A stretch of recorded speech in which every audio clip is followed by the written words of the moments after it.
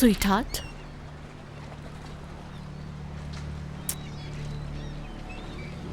क्या तुम सोए नहीं थे? कैसे सो सकता हूँ फारिया? तुम्हें खुद का ख्याल रखने की जरूरत है नूरी। अगर तुम इसी तरह से कमजोर पड़ गए तो तुम्हारे दुश्मन इसका फायदा उठाएंगे, जो नहीं होना चाहिए। ऐसा लगता है मेरे हाथ से सब कुछ निकलता जा रहा है, कुछ समझ नहीं आ रहा मुझे। सब प्रॉब्लम्स को अपने सामने रखो और एक एक करके उनको हल करते जाओ, सब ठीक हो जाएगा। सबसे अर्जेंट मसला फकरी का है इस वक्त। प्रोसिक्यूटर ने फकरी और मेरे बीच दीवार खड़ी कर दी है। अगर ये दीवार नहीं गिरी तो मसला हो जाएगा। प्रोसिक्यूटर ने दीवार खड़ी नहीं की, उस आर्टिकल ने की। प्रोसिक्यूटर से फाइल खोल सकता है और उन फाइल को तुम पहले भी बंद करा चुके हो, तो इस बार भी ऐसा ही करना। लेकिन अगर ये आर्टिकल छपना बंद ना हुआ तो कहीं क्लोज फाइल तुम्हारा ना हो जाए।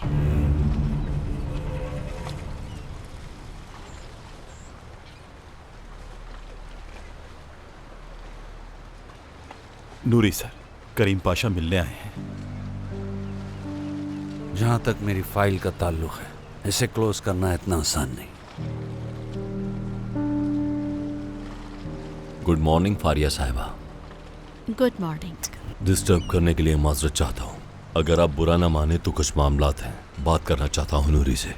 कैसी बात कर रहे हैं आप? जब भी चाहें यहाँ पर आ सकते हैं। आप लोग बैठ के बातें कीजिए, मैं जरा अपने काम देख लूँ।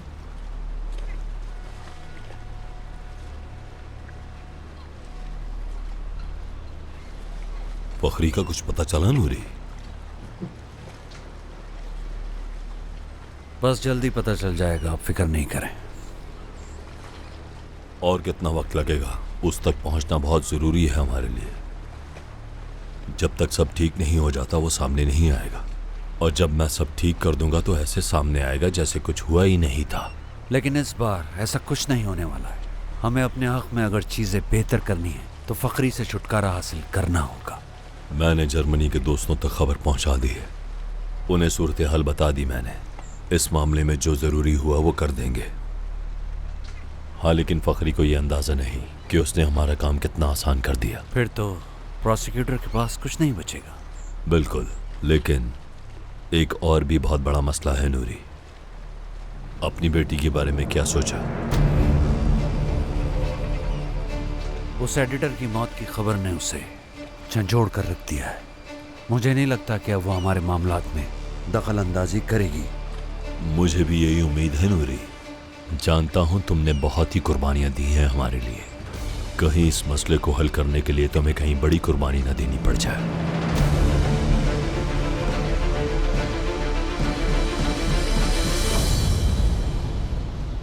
काउंसिल ऑफ द प्रोसिक्यूशन ने यह फैसला किया है कि मुल्जिम की गिरफ्तारी पर नजरसानी की जाए।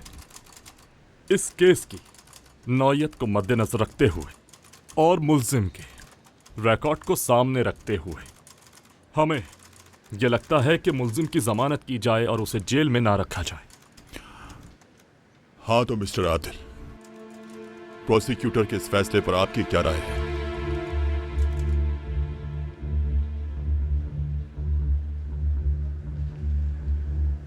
मैं बस रिहाई चाहता हूं सर।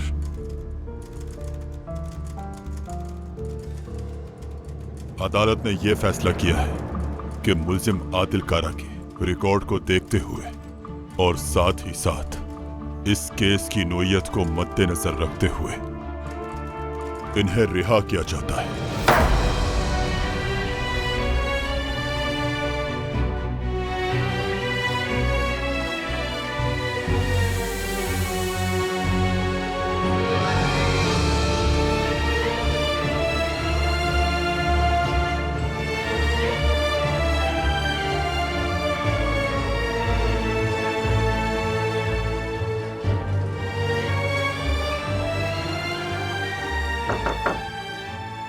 कम इन।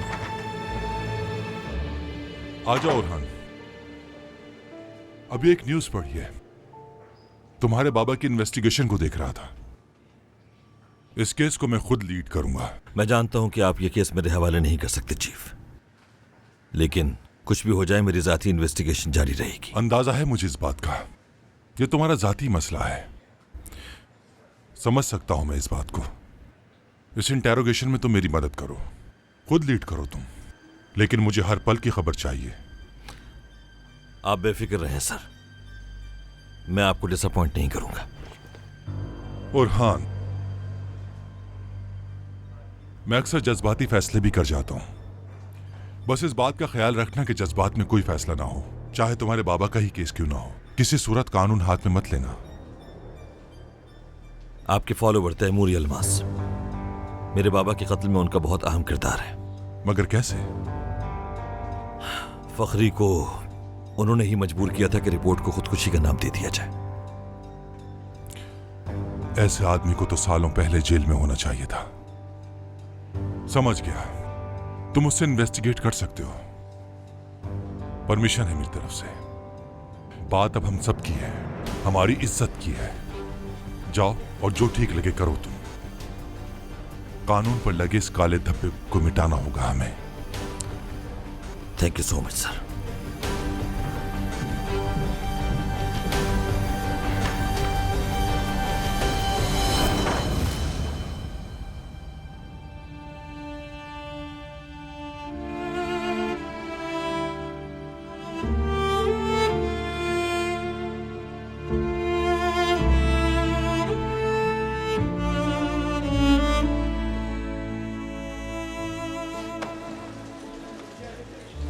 जैसा आपने कहा था ना, बिल्कुल वैसा ही हुआ। बहुत खुशी हुई मेरे भाई।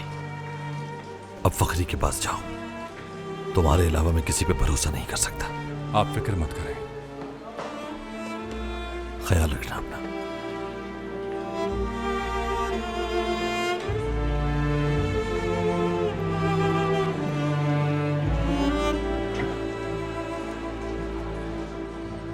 प्रोसिक्यूटर सर, मिस लैला आई, आपके रूम में है।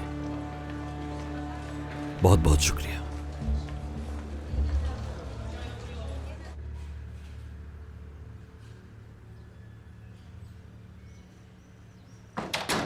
मैं तो हैरान हो गया कि तुम यहां आई हो मेरे पास।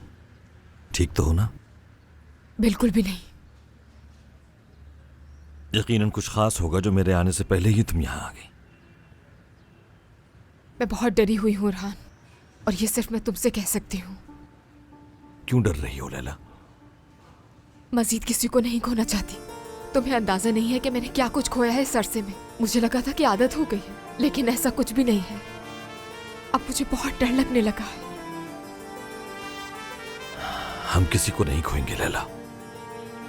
तुम्हें खोने से बहुत डर लगता है मुझे और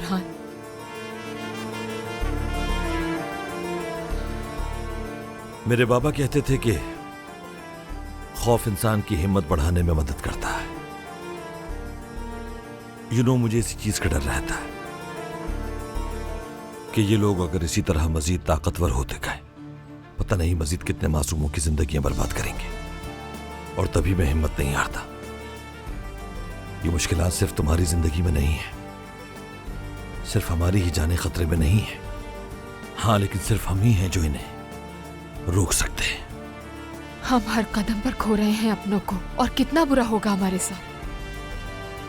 मैं डर के पीछे नहीं हट सकता, बल्कि ज़ैनब और अपने बाप के कातिलों को अंजाम तक पहुंचाना होगा। और हां, जानता हूं एक ही बार जिंदगी मिली है जो वक्फ कर चुका हूं। चाहे कैसे भी हालात हो जाएं, मैं तुम्हें नहीं खो सकती ओरहान। अगर तुम्हें कुछ भी हो गया तो तुमसे मोहब्बत करने वालों का क्या होगा? क्यों हो इतने खुदगर्ज? अम्मी की तरह बात कर रही हो, बल्कि उनसे भी एक हाथ आगे। आई एम सॉरी, रूड होना मकसद नहीं था। मालूम है, अगर मुझे वो न बताते कि तुम यहां हो तो मैं कब का जा चुका होता। चीफ प्रोसिक्यूटर ने कहा है कि केस हैंडल करूं मैं। कहां जा रहे हो? तैमूर की इन्वेस्टिगेशन करने, ताकि जल्द हमारे दिलों से सारा खौफ खत्म हो जाए। क्या तुम्हें वाकई लगता है कि ये मुमकिन हो पाएगा ओरहान? हाँ, मुझे पूरा यकीन है इस बात का, और जिस तरह मुझे यकीन है तुम्हें भी होना चाहिए लैला, वरना अकेला पड़ जाऊंगा मैं।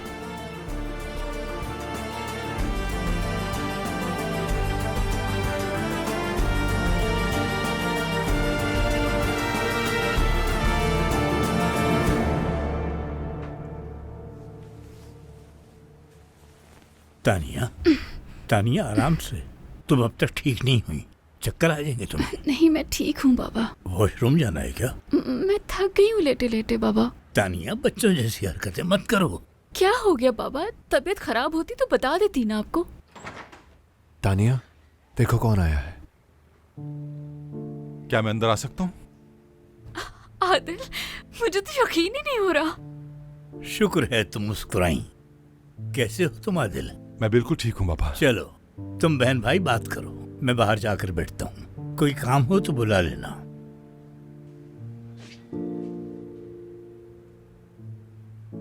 कैसी हो तुम? अब तकलीफ तो नहीं? नहीं नहीं, बिल्कुल ठीक हूँ, कोई तकलीफ नहीं है अब। डॉक्टर्स ने बेड रेस्ट का कहा है। एनीवेज तुम बताओ, रिहा कैसे हुए तुम? बस प्रोसिक्यूटर ने अपना फैसला बदल दिया। हाँ? ट्रायल मुकम्मल होने से पहले ही रिहा कर दिया उन्होंने मुझे।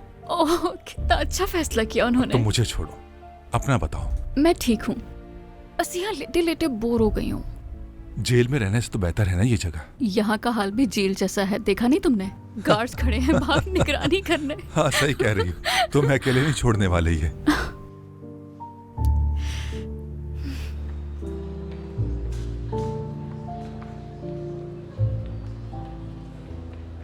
क्या हुआ? ये मुंह क्यों लटकाया हुआ है तुमने? मुझे नर्स बनाकर यहाँ छोड़ दिया और सारे काम खुद करते फिर रहे हैं आप। तुम्हारी बहन तुम्हारे लिए अहम नहीं है क्या? किस तरह की बातें कर रहे हो तुम?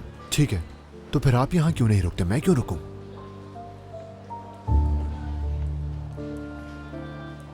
उरहान के काम से गए होंगे ना? बाबा, मैं आपका ही बेटा हूं। आप बताएंगे नहीं तो मुझे कैसे पता चलेगा कि क्या चल रहा है?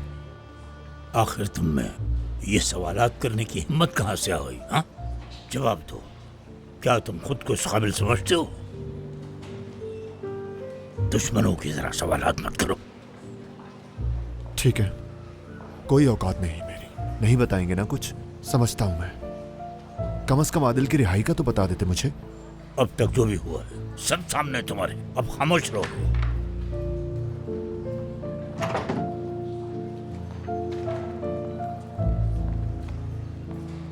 बाबा मैं जा रहा हूँ, किसी चीज की जरूरत तो नहीं आपको? मेडिसिन ली उसने? बेफिक्र रहें, ले ली है उसने। लगता है औरान का ये काम पूरा होने तक ये लड़का पागल हो जाएगा।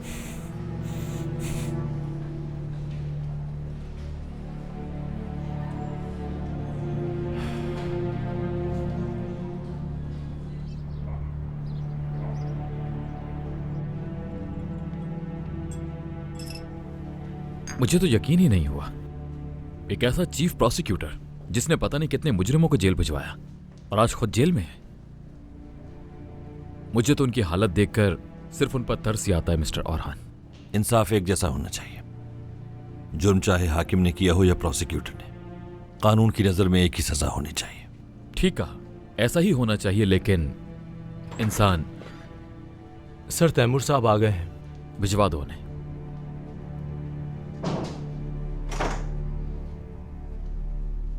प्रोसिक्यूटर आपसे बात करना चाहते हैं। आप आराम से इनसे बात कीजिए, जब बात हो जाए तो मुझे बुला लीजिएगा। बहुत शुक्रिया।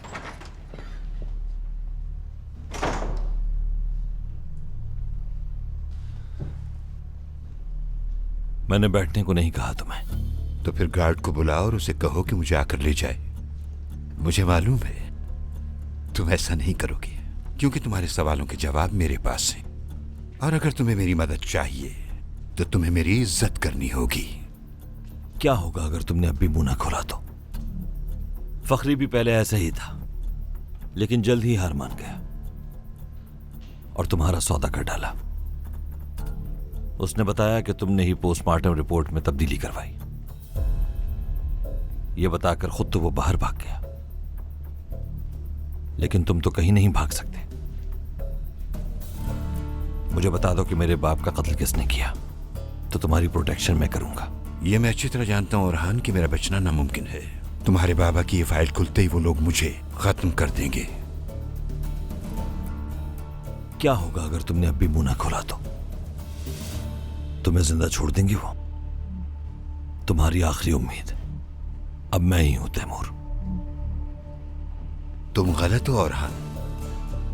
मेरी आखिरी उम्मीद प्रेस मीडिया है, वही मुझे बचा सकते हैं। लैला को बुलाओ, मुझे उससे बात करनी है। और कोई ख्वाहिश है? हाँ, अगर तुम कहो तो प्रेस कॉन्फ्रेंस ही ना बुलवा लें तुम्हारे लिए, सारे टीवी चैनल्स और अखबार वाले। मुझे जो कहना था मैंने कह दिया। लैला के अलावा मैं किसी को कुछ नहीं बताऊंगा। अगर तुम वाकई सच जानना चाहते हो तो लैला को बुलाओ और सच जान लो। आखिर तुम चाहते क्या हो तैमूर? अपनी जिंदगी की हिफाजत।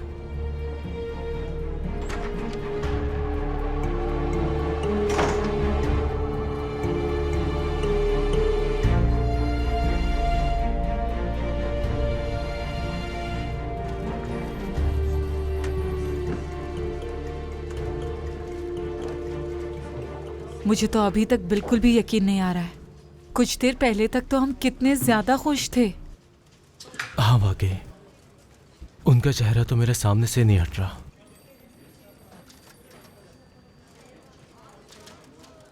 लैला, ठीक तो हो ना?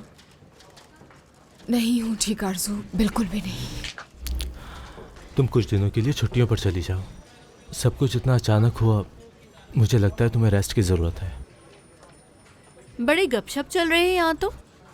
बातें करना अच्छी बात है, मगर काम में फर्क नहीं पड़ना चाहिए। क्या हुआ? ऐसे देख रही हो जैसे मुझे खा जाओगी। अब मेरे ख्याल से ये ऑफिस मेरा ही है ना? फारिया मैडम, हमारे पुराने डायरेक्टर साहब मिस्टर इब्राहिम, आज उनकी अचानक डेथ हो गई, हार्ट अटैक से। हमारी नजरों के सामने हुआ ये सब। हम अभी तक शॉक में ही हैं। जब इतनी स्ट्रेसफुल खबरें पब्लिश करेंगे तो ऐसा ही होगा। इसका असर दिल पर पड़ता है और यही उनके लिए जानलेवा साबित हुआ।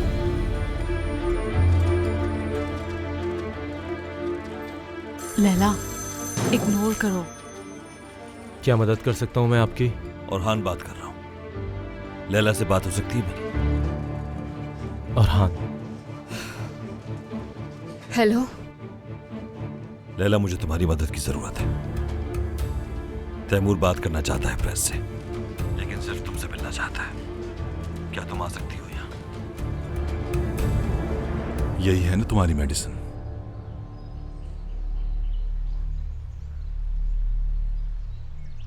भूख तो नहीं लगी?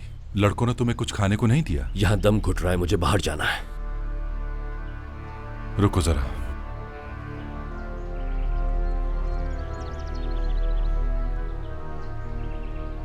सब ठीक है ना? जी सब ठीक है, आप फिक्र ना करें।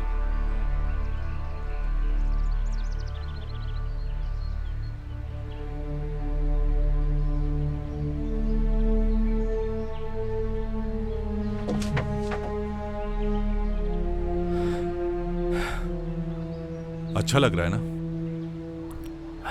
अब आदत डाल लो। जब जेल में भी खुले मैदान में जाओगे तो ऐसा ही महसूस होगा।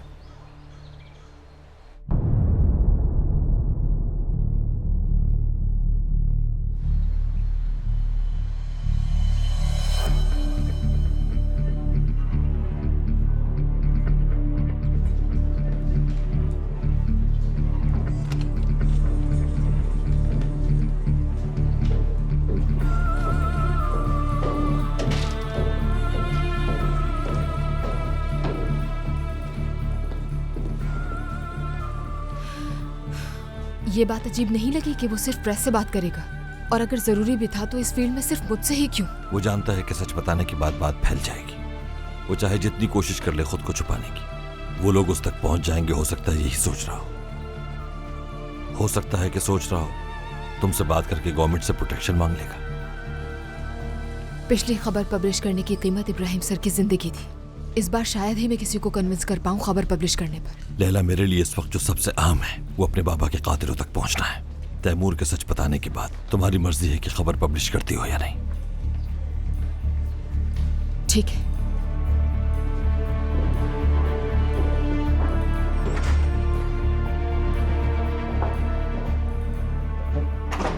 लैला आ चुकी हैं, अब हम बात कर सकते हैं। मैं इनसे अकेले में बात करना चाहता हूं।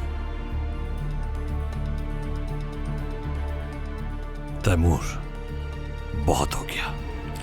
आप देख रही ना लैला साहिबा, हमारे यहाँ कानून का निजाम कितना खराब हो चुका है ना। औरान साहब आप जा सकते हैं, मैं बात कर लूंगी।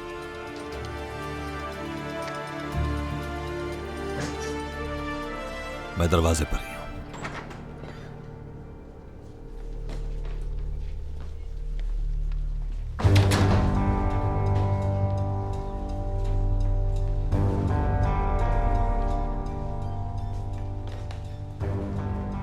पहले आपके प्रोसिक्यूटर मतीन अतमजा के कत्ल से ताल्लुक के बारे में बात करते हैं। पहले हम उसके बेटे से शुरू करते हैं। आप जैसे जर्नलिस्ट अपने कैरियर से बहुत ज्यादा प्यार करते हैं, ऐसा ही है ना? औरहान जिस तरह से इन्वेस्टिगेशन कर रहा है, क्या वो तरीका सही है? सवाल ये नहीं है, सवाल ये है कि उस मर्डर को कैसे छुपाया आपने। ये आप कैसे कह सकती हैं? और औरहान को कैसे पता चला कि इन सब के पीछे मेरा हाथ है? पोस्टमार्टम रिपोर्ट को तब्दील किया गया। आप उस केस के इन्वेस्टिगेशन ऑफिसर थे, आपका उस केस से ताल्लुक किसी से पोशीदा नहीं। इस केस का मेरी जात से कोई ताल्लुक नहीं, और ना ही मैं इस केस की इन्वेस्टिगेशन कर रहा था। उस वक्त कोई और था। औरहान को ये सब कुछ कैसे पता चला? वो मुझ पर इल्जाम क्यों लगा रहा है? क्या इस बारे में सोचा आपने? ये मैं नहीं जानती, लेकिन आपने जो बात छुपाई है यकीनन उसके पीछे कोई वजह होगी। मुझे कुछ छुपाने की कोई जरूरत नहीं है लैला साहिबा। इसके बारे में मैं आपको बताता हूँ। फखरी को रिपोर्ट तब्दील करने के लिए मैंने ही कहा था, और ये बिल्कुल सच है। तो फिर पीछे क्या बच जाता है? आप खुद एतराफ कर रहे हैं। यही तो मैं आपको समझाना चाह रहा हूँ कि औरहान को कैसे पता चला। उसने मुझसे कहा कि उसे फखरी ने बताया। आप सहाफी हैं तो आप तो ये अच्छी तरह जानती होंगी कि फखरी ने औरहान को मेरा नाम क्यों बताया। फखरी एक सियासतदान है, किसी चीज की कमी नहीं उसके पास। औरहान ने आखिर फखरी के साथ ऐसा क्या किया कि वो मेरा नाम लेने पर मजबूर हो गया? क्या पता फखरी को एहसास हो गया और वो सच कहना चाहता। आपने न्यूज पब्लिश की थी ना फखरी के बारे में, आपको तो खासी मालूमात होंगी उसकी। अब भी आपको लगता है कि फखरी सुधरने वालों में से है? आखिर क्या चाहते हैं आप? आपने मुझे उस गैंग के बारे में बताने के लिए बुलाया है जिन्होंने औरहान के बाप का कत्ल किया, और मुझे ये कहने के लिए बुलाया है कि औरहान के खिलाफ लिखूं और इन्वेस्टिगेशन शुरू। हरगिज नहीं लैला साहिबा, मैं सिर्फ ये चाहता हूँ कि ये पैगाम आप अपने बाप तक पहुँचा दें। मैं समझी नहीं, किस बारे में बात कर रहे हैं आप? नूरी कारगी के बारे में बात कर रहा हूँ।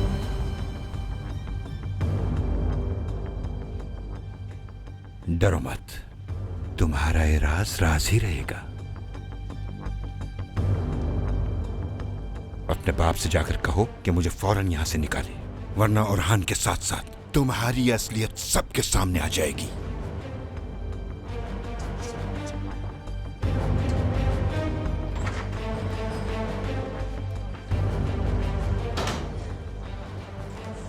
सब बता दिया तुमने? जितना जरूरी था बता दिया।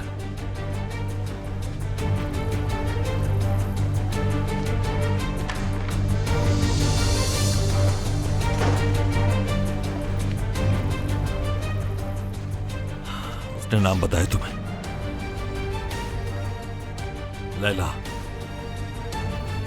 बताओ क्या कहा उसने? कुछ भी नहीं बताया। क्या मतलब कुछ नहीं बताया? इतनी देर से क्या बातें कर रहे थे तुम लोग? कि तुमने फखरी से कैसे सच उगलवाया। बस इसी बारे में बात हुई तुम्हारी? क्या किया तुमने जो उसने तैमूर के बारे में बताया? कैसे मजबूर किया उसको? मैं अपने बाप के कातिलों को ढूंढ रहा हूं लैला, उसी पर बात करो। औरहान, लेकिन मुझसे क्यों छुपा रहे हो? क्या किया तुमने फखरी से सच उगलवाने के लिए? वो सवाल मत पूछो जिसका जवाब मिल नहीं सकता तुम्हें। तो फिर मुझसे भी सवाल मत करना आज के बाद। उसने तुम्हारे बाबा के बारे में कुछ भी नहीं बताया।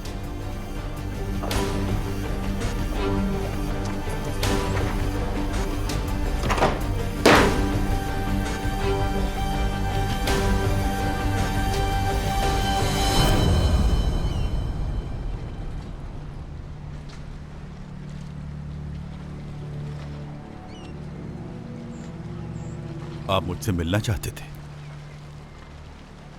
गुड जॉब, समझदार लग रहे हो। मतलब ये कि खुद को मजबूत साबित करने की कोशिश कर रहे हो, लेकिन तुम्हें परेशान होने की जरूरत नहीं है। तुम्हारे बाबा का दोस्त हूँ और तुम्हारे लिए अंकल की तरह।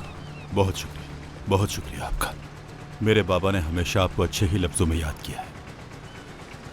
दरअसल इस नई सूरत हाल ने हमें परेशान कर दिया है। हम तो फखरी को मिनिस्टर बनाना चाह रहे थे, खैर, जिन्होंने साजिश की हम उन्हें सबक सिखा चुके। फकरी को जिन्होंने मुसीबत में डाला उन्हें हिसाब देना होगा। इस बात में तो कोई शक नहीं। मिलना क्यों चाहते थे आप मुझसे? खबर है कि फकरी ये मुल्क छोड़कर भाग गया है। लगता है शायद इसीलिए वो परेशान था। बाबा से मेरे ताल्लुकात कुछ अच्छे नहीं। उन्होंने कभी मुझे अपनी किसी प्लानिंग का नहीं बताया, लेकिन अब लगता है कि वो इस सबसे जान छुड़ाना चाहते हैं। तुम्हारे और तुम्हारे बाप के ताल्लुकात मैं जानता हूँ, लेकिन ये भी जानता हूँ कि वो आदमी अपने बेटे को बताए बिना कहीं नहीं जाएगा, और वो ये प्रोसिक्यूटर के कहने पर कर रहा है। मेरे बाबा एक सियासतदान है नूरी साहब, वो कभी किसी से डरते नहीं। आखिर वो क्यों उस प्रोसिक्यूटर का साथ देंगे? देखो, प्रोसिक्यूटर उरहान दरअसल ऐसा शख्स नहीं जो उसूलों पर चलकर मुकाबला करे। वो किसी को भी कर सकता है मजबूर। वैसे ये तुम्हारे चेहरे पर निशान कैसा है? कुछ अरसे से जेल में था मैं, ये तो आप जानते हैं। जेल में ये सब कुछ आम होता है।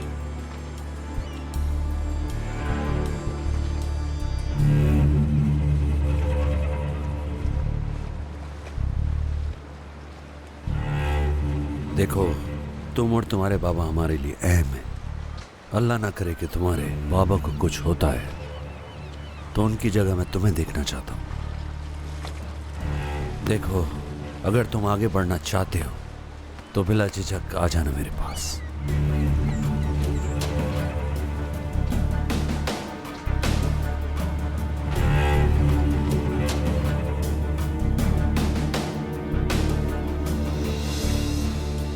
तुम्हारा दिमाग खराब हो गया क्या? कहा था कि यहां दिखाई मत देना मुझे। आने की वजह सुन ले, फिर कुछ कहिएगा। तैमूर अल्मास से मुलाकात हुई मेरी। क्यों मुलाकात की तुमने उससे? वो सिर्फ प्रेस के सामने स्टेटमेंट देना चाहता था। तुम्हें कहा था कि दूर रहो उससे। आग से खेल रही हो तुम। कभी तो अकल इस्तेमाल कर लिया करें थोड़ी सी। मैं खुद वहां नहीं गई थी, उसने मुझे बुलाया था। क्यों? वो तुम्हें कैसे जानता है? आपको एक पैगाम पहुंचाना चाहता था वो। अगर आपने उसे जेल से नहीं निकाला तो वो हर एक को बता देगा कि मैं आपकी कानूनी बेटी हूँ। तैमूर? वो कैसे जानता है इस बारे में? आपकी इस जुर्म से भरी दुनिया में क्या कुछ हो रहा है ये तो मुझे भी समझ नहीं आ रहा। उस आदमी ने धमकी दी मुझे। ओह, सॉरी। इन सारे हालात के बावजूद मुझे आपकी हसास तबीयत का ख्याल करना चाहिए था नूरी साहब। उरहान तैमूर के बारे में कैसे जानता है? उरहान के बाप को आपने कत्ल किया ना? मतलब सब जानने के बावजूद, हर एक शख्स के वाकिफ होने के बावजूद अक्ल नहीं है तुम्हें? बेवकूफ हो। तुम सोच कैसे सकती हो कि मैं उसके बाप के कत्ल के पीछे? हम सब जान से हाथ धो बैठेंगे। तुम, मैं, तुम्हारी माँ और वो प्रोसिक्यूटर उरहान भी। पीछे हट जाओ इस सब से। आपको तो डर नहीं लगता था? आप तो इस्तांबुल के डॉन थे ना, तो अब क्या हुआ आपको? तुम तो हमेशा ही मुझे जाबिर और जालिम इंसान की सूरत में देखती हो ना। समंदर ऊपर से तो हमेशा खूबसूरत लगता है, लेकिन उसकी गहराई में क्या कुछ छुपा है अंदाजा लगाना मुश्किल है। दूर रहो सबसे, वो तुम्हें बर्बाद कर देंगे, और उरहान को भी। संभल के, कहीं वो आपको पहले बर्बाद ना कर दें। खतरे में तो इस वक्त आप हैं। अगर उसने सच बताया तो मुझे भी अंदाजा नहीं कि क्या होगा, लेकिन आपको अच्छे तरीके से अंदाजा है।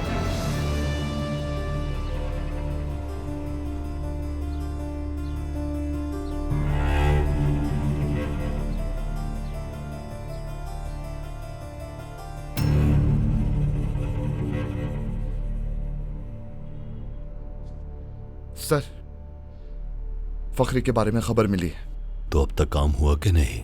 नहीं, फखरी यहाँ से बाहर गया ही नहीं। कहीं किसी और शहर से तो नहीं भाग गया? मैंने चेक किया है, इस्तांबुल के अलावा जर्मनी की फ्लाइट कहीं से भी नहीं गई।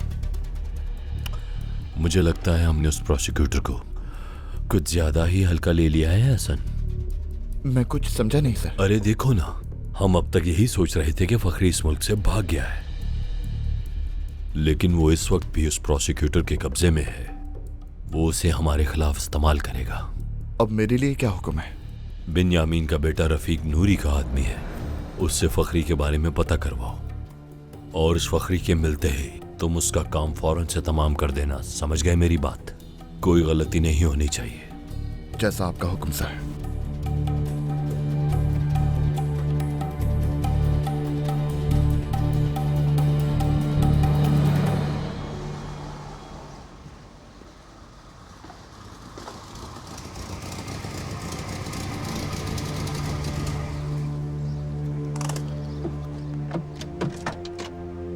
बाहर आओ। क्यों? बाहर आओ, बात करनी है तुमसे। और हान, ये क्या हरकत है? क्या चाहते हो? ये तो मुझे तुमसे पूछना चाहिए। मेरा पीछा कर रहे हो तुम? हाँ, क्योंकि तैमूर ने तुम्हें कुछ बताया है जो तुम मुझसे छुपा रही हो। तुम्हारे बाबा के बारे में उसने कुछ नहीं बताया, एक बार फिर कह रही हूँ तुम्हें। तुम मुझसे क्या छुपा रही हो लैला? कौन पूछ रहा है मुझसे ये? प्रोसिक्यूटर ऑरहान, ये तुम्हारा कोर्ट रूम नहीं है। अगर तुमने मुझे सवालात करने के लिए रोका है तो मुझे तुम्हें कोई जवाब नहीं देना। प्रोसिक्यूटर ऑरहान नहीं, बल्कि वो जिसे तुम्हारी फिक्र है। मत करो फिक्र, और ना ही मुझसे वो सवाल पूछो तुम जिसका मेरे पास कोई जवाब नहीं। जेल के बाद सीधा यहाँ आने का क्या मकसद? काम था मुझे। आखिर ऐसा कौन सा काम था लैला जिसने नूरी कारगी के पास आने पर मजबूर कर दिया तुम्हें? इसका ताल्लुक मुझसे है या मेरे बाबा से? किसी से भी नहीं। शायद तुम भूल रहे हो, नूरी कारगी मेरा बॉस है, न्यूज़पेपर का मालिक है वो। लैला, मैं समझ सकता हूं कि तुम मुझसे जानबूझकर झूठ बोल रही होगी। कौन मजबूर कर रहा है तुम्हें? नूरी है? मुझे जाना है अभी, कुछ वक्त हम ना ही मिले तो बेहतर होगा। वो तुम्हें मुझे लेकर धमका रहा है ना? हाँ, कि वो प्रोसिक्यूटर को मार देंगे जान से। हर चीज का ताल्लुक तुमसे या तुम्हारे केस से होना जरूरी नहीं है, कुछ और भी तो हो सकता है। हरगिज़ नहीं। और ऐसा क्यों? तुम मुझसे प्यार करती हो लैला। तुम्हें ऐसा क्यों लगता है? क्योंकि मैं तुम्हारे दिल की धड़कन तक को सुन सकता हूं। जानता हूं कि तुम्हें मेरी बहुत फिक्र रहती है, वैसे ही जैसे मुझे तुम्हारी। मत करो इनकार। ऑरहान, हम दोनों सूरज और चांद की तरह हैं, जो कभी एक साथ नहीं हो सकते। हम दोनों के दरमियान जो एक लाइन खिंची हुई है, उसे क्रॉस नहीं करना चाहिए। इसी में बेहतरी है हमारी। खुदा हाफिज।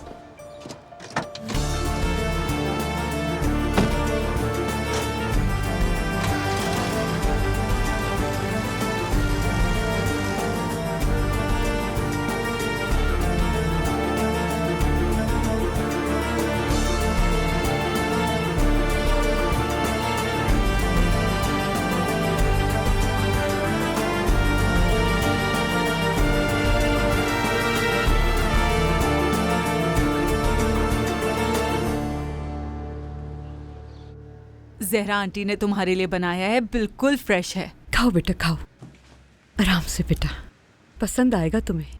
तकलीफ तो नहीं है ना तुम्हें? अरे नहीं जहरा आंटी, मैं बिल्कुल ठीक हूँ, शुक्र है अल्लाह का। चलो अच्छा है। चलो शुक्र है। देखो बेटा, इस मुल्क में पता नहीं क्या चल रहा है, तुम अपना ख्याल रखा करो और जितना हो सके इस तरह के मामलात से दूर रहो। कल डिस्चार्ज हो रही हूँ, आज डिस्चार्ज हो जाती, लेकिन डॉक्टर्स ने कहा एक दिन और रुक जाओ। मुझे कुछ कहना था आप लोगों से। रफ़ीक को कहते हुए अच्छा नहीं लग रहा मुझे। अगर आपको बुरा ना लगे तो घर से कुछ कपड़े ला देंगी मेरे? हाँ मैं ला दूंगी, तुम परेशान ना हो। चलो बहुत बातें हो गई, अब कुछ खा भी लो। हाँ। मैं जाकर तुम्हारे लिए फ्रेश जूस लाती हूँ। हुरिया, तुम एक पेस्ट्री रफ़ीक को भी दे आओ, उसे भी बहुत पसंद है। ठीक है।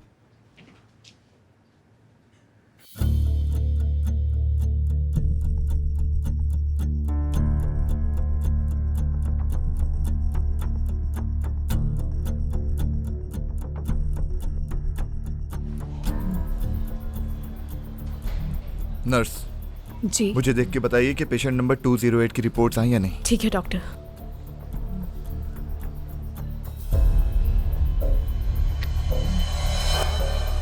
डॉक्टर साहब, कुछ गिर गया आपका?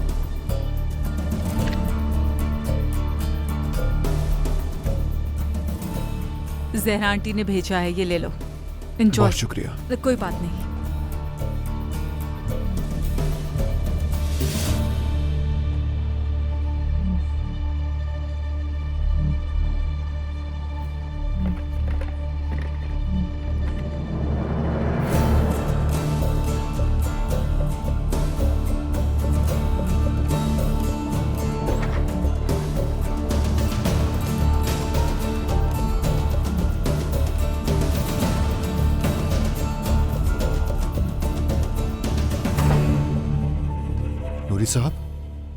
आप यहाँ क्या कर रहे हैं?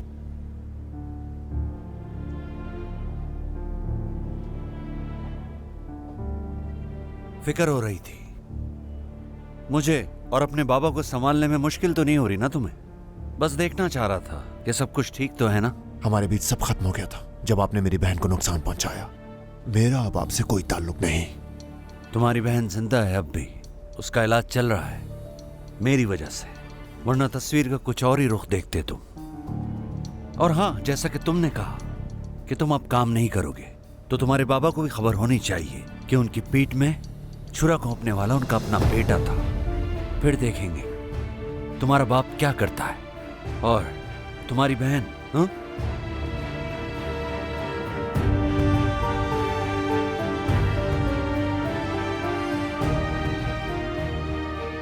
क्या चाहते हैं आप? ये हुई ना बात।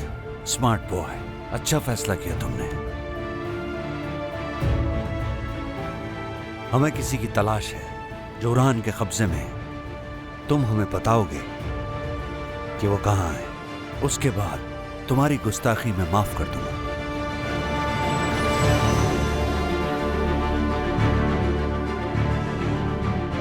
तैमूर से बात की तुमने? कुछ बताया उसने? अब तक तो कुछ नहीं, लेकिन जल्द सब बता देगा। हमारी डील ये नहीं थी प्रोसिक्यूटर। तैमूर से सच उगलवाना तुम्हारा काम था। गलत कह रहे हो तुम फखरी। हमारे दरमियान ऐसी कोई डील नहीं हुई थी। तुम सड़क के आखिरी किनारे पर थे और मैंने तुम्हें मौका दिया जिंदा रहने का। तुम्हें भी कोर्ट का सामना करना होगा और अपने गुनाहों की सजा भुगतना होगी। तुम्हें हर हाल में उसे सच्चाई उगलवानी होगी, वरना तुम कुछ भी साबित नहीं कर सकते। याद रखो, तुम मुझे हमेशा के लिए यहाँ कैद नहीं रख सकते। जब तक मेरे बाप के कातिल नहीं मिल जाते तुम कहीं नहीं जाओगे फखरी।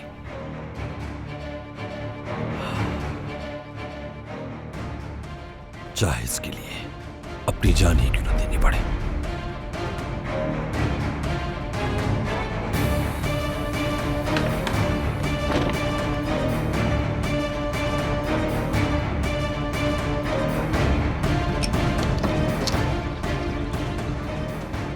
खैरियत तो है और लगता है तुमसे फखरी संभल नहीं रहा। मुमकिन है उन्हें खबर हो जाए कि तैमूर से मेरी बात हुई है। हाँ तो इसमें क्या मसला है? तैमूर कुछ बताने को तैयार नहीं है। उससे मैं किसी तरह उगलवा लूंगा, लेकिन तब तक हमें उसकी हिफाजत करना होगी। मेरी तरफ मत देखना, अब जेल नहीं जाऊंगा मैं। इस वक्त तो सिर्फ रजा ही जेल में है, लेकिन उससे ये हो नहीं पाएगा। हम सब जेल चले जाएं तब भी उसे नहीं बचा पाएंगे। हमें किसी तरह उसे बाहर निकालना होगा। तो तुम्हारा मतलब हॉस्पिटल में? ठीक है, मैं रजा से बात कर लेता हूँ, वो मदद करेगा उसे हॉस्पिटल पहुंचाने। सिर्फ ये काफी नहीं, याद है ऑपरेशन करवाना होगा। जब उसे लगेगा कि वो हॉस्पिटल नूरी की वजह से पहुंचा है, तो तब उसे होश आएगा और मुझसे बात करने को तैयार होगा।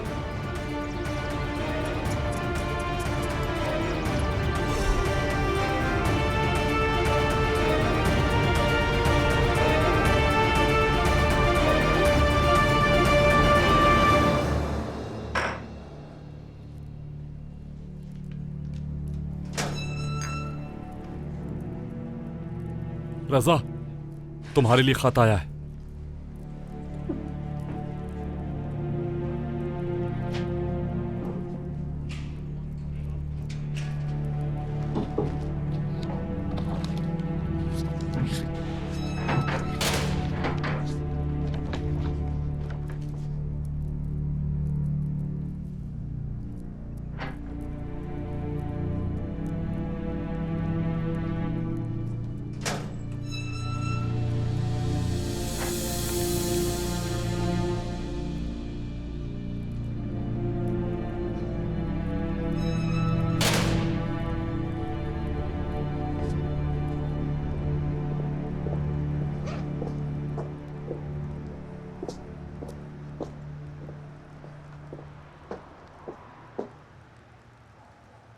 यहाँ क्या कर रहे हो तुम? तुमसे मिलने आया था। बहुत देर हो चुकी है। अल्लाह जानता है लैला कि मैं कब से तुम्हारा इंतजार कर रहा हूं। तुम्हें तो अंदाजा होगा कि आजकल कितनी सर्दी पड़ रही है। मेरा खून जमने लगा तुम्हारा इंतजार करते करते। वैसे शायर ने क्या खूब कहा है ना, बाज दफा सिर्फ एक मुस्कुराहट जिंदगी में उजाले के लिए काफी होती है। कैसे जान छुड़ाई जाए तुमसे? अच्छा, अगर ऐसी बात है तो मैं खुद चला जाता हूँ यहाँ से। मत जाओ, मत जाओ। बात करते हैं कुछ देर। प्लीज लैला, हो सकता है कुछ चीजों ने मेरी आंखों पर पर्दा डाल दिया और मैं सख्त हो गया हूं, लेकिन एक चीज से बाहर नहीं आ सकता मैं। मेरे बाबा, तुमने साथ दिया मेरा सच्चाई तक पहुंचने के लिए, बल्कि तुमने मुझे फोर्स किया। और जब हम इतने क्लोज आ गए हैं इस केस के, तो क्यों लैला, मुझे क्यों ऐसा लग रहा है कि तुम मेरे साथ नहीं बल्कि मेरे खिलाफ हो? और हाँ, मैं बहुत डरी हुई हूं। मैं बस तुम्हें खोना नहीं चाहती और कोई बात नहीं है। और क्यों होगा ऐसा? हाँ,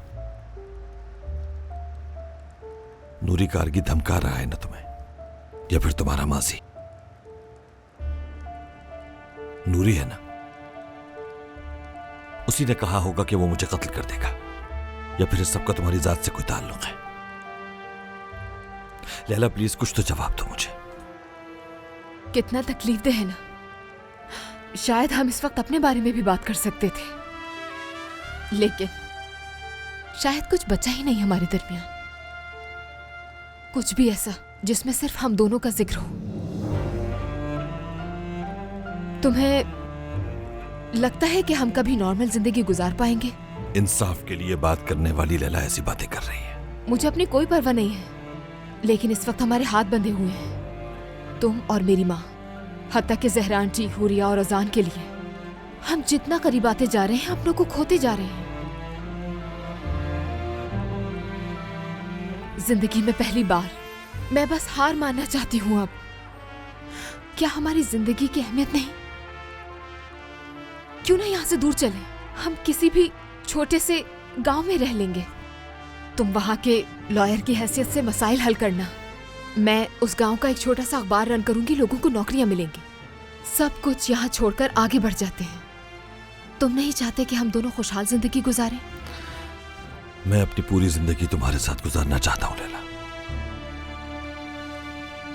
लेकिन आज नहीं और न ही कल। खैर, आज का दिन काफी बुरा था। इब्राहिम की मौत ने तुम्हें बहुत डिस्टर्ब किया और तुम डर भी गई हो, लेकिन ये वक्त हार मानने का नहीं है लैला, बल्कि ये वक्त मुकाबला करने का है। बाबा, ज़ैनब, इब्राहिम जैसे मासूमों को हर हालत में इंसाफ दिलाना होगा हमें। लेकिन मेरा तुमसे ये वादा है, हम जरूर उस छोटे से गांव में जाएंगे, लैला और ओरहान। हो सकता है कि यह सब करने में थोड़ा वक्त लग जाए, लेकिन तुम्हारा ख्वाब जरूर पूरा होगा।